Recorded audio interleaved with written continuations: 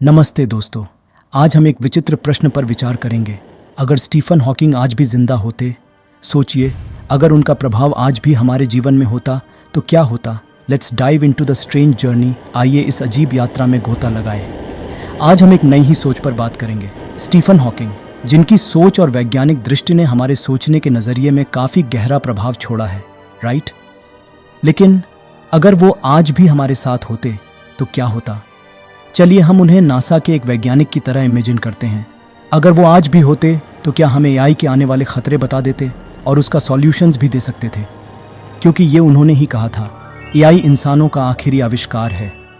कल्पना करो कि अगर स्टीफन हॉकिंग आज भी हमारे साथ होते तो वो नासा के वैज्ञानिक की तरह आखिर क्या प्रभाव डालते। खैर, अगर उनकी कुछ उपलब्धि की बात करें, उन्होंने ब्लैक होल जैसी कॉम्प्लेक्स चीज़ को समझने में काफ़ी मदद की है और हॉकिंग रेडिएशन के बारे में तो आप जानते ही हैं।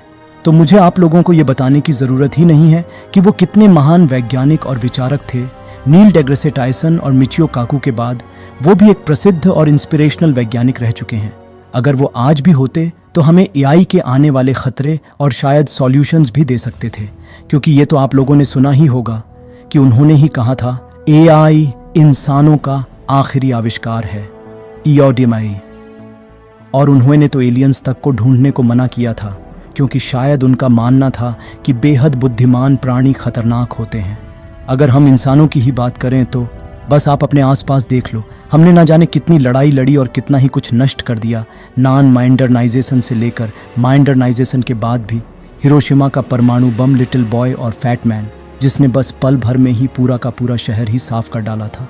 आजकल की ही अगर हम बात करें तो रूस यूक्रेन युद्ध चल ही रहा है।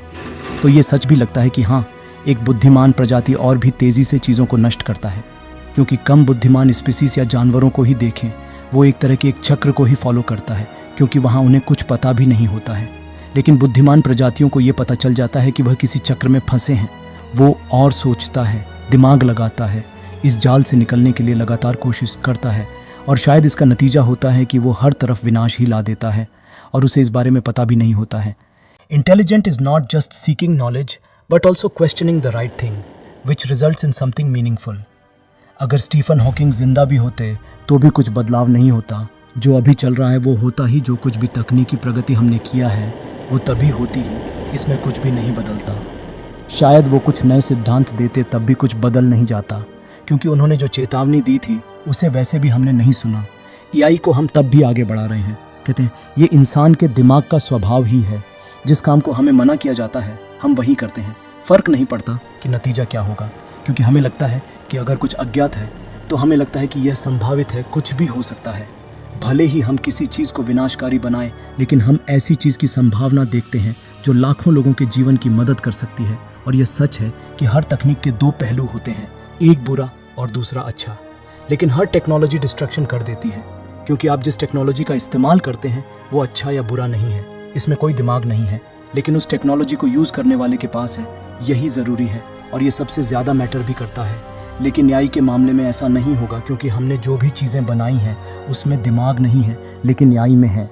देखो, जब पेपर बनाया गया तो पेड़ों को समस्या हुई, जब हमने प्लास्टिक बनाया तो पूरे पर्यावरण को ही खतरा हो गया, लेकिन जब हमने कैलकुलेटर बनाया तो पर्यावरण में तो उतना खतरा नहीं हुआ, या हमने उतनी चिंता नहीं दिखाई, लेकिन इंसानों को समस्या शुरू हो गई। फिर आया कंप्यूटर, यहाँ तक तो ठीक था, लेकिन एआई के आने से सिर्फ इंसानों के लिए ही खतरा नहीं है, बल्कि पर्यावरण के लिए भी खतरनाक हो सकता है, क्योंकि आप जितने अधिक बुद्धिमान होंगे, तकनीक के साथ आप उतने ही अधिक शक्तिशाली बनेंगे, और आप हमेशा सीमाओं को तोड़ने की कोशिश करते हैं। इसीलिए जब इंसानों ने नेचर के इस चक्र को तोड़ा था और एनिमल लेवल से बाहर निकला और इंसान बन गया, तो एआई भी हमारी सीमाओं के चक्र में फंसा इंसानों की तरह दिखाई देता है। जहां हमने एआई के लिए पैरामीटर्स लगाए होंगे, जिससे एआई चाह के भी इंसानों को कुछ नहीं कर पाएगा, पर तब तक ही जब वह भी इन सीमाओं को तोड़ ना दे। इस साइकिल में एआई को वही करना होता है जो भी इंसान करवाना चाहता है। एआई इंसानों के खिलाफ कुछ नहीं कर सकता। ये बिल्कुल वैसे ही है जैसे ह्यूमंस जब जंगलों में रहा करता होगा तो वे भी नेचर के सामने खुद को लाचार ही मानता होगा, क्योंकि तब के इंसान वातावरण पे कंट्रोल नहीं कर सकते थे। आंधी, तूफान, खतरनाक जंगली जानवर, ये सब उस टाइम के इंसानों के लिए एक पैरामीटर्स ही थे नेचर के द्वारा ह्यूमंस पर, और वो इसे तोड़कर निकल नहीं सकता था।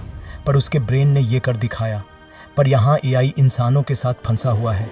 तो कहा जाता है कि वो भी हमारे तरह ही इंसानों के लेवल से ऊपर उठ जाएगा। जैसे हम जानवरों से इंसानों के लेवल पर खुद को ले आए, खुद को जानवर से इंसानों का टाइटल दिया, शायद एआई भी जब इंसानों की सीमाओं के बाहर निकल जाएगा तो एआई भी खुद को एक न्यू टाइटल दे दे और हमें एक नए स्तर की बुद्धिमत्ता देखने को मिले। नॉट ए जानवर, इंसान, फिर दी सिंगुलैरिटी एआई। लेकिन ये तो भविष्य में ही पता चलेगा। हम अतीत की जानकारी से भविष्य की कल्पना कर सकते हैं, पर हम ऐसी किसी चीज़ की कल्पना नहीं कर सकते जो अभी तक नहीं हुई। हम सिर्फ एक भविष्यवाणी कर सकते हैं और संभावना है कि ऐसा हो सकता है। संभावना जो ना तो हमेशा सच होती है और ना ही हमेशा गलत। तो निष्कर्ष ये है कि किसी की सोच या उसके विचार के जिंदा रहने से कुछ नहीं होगा। बात यह है कि हम किस स्तर पर उस व्यक्ति के विचार को विकसित कर रहे हैं। अन्यथा वह विचार भी उस व्यक्ति की तरह ही है जो अधिक उम्र का नहीं है और जिसके पास पुरानी जानकारी और पूर्वाग्रह हैं। हमें इसे रैशनल थिंकिंग के साथ फिल्टर करना होगा। हमें उनके जैसे महान बनना होगा और एक नई सोच जो साइंटिफिक फैक्ट पर आधारित हो उसे आगे बढ़ाना होगा, जिससे एक नई सोच और हमें दुनिया को देखने का न्यू पर्सपेक्टिव मिल जाएगा। और ये सबसे ज़्यादा ज़रूरी है नई तकनीकी विकास के लिए। देखने के लिए धन्यवाद। प्लीज़ सब्सक्राइब बटन ज़रूर दबाएं और शेयर करना आपकी जिम्मेदारी है। कमेंट करें और किन टॉपिक पर आपको वीडियो चाहिए हमें ज़रूर बताएं और आज से ही हमेशा ज्ञान लेना सुनिश्चित करें।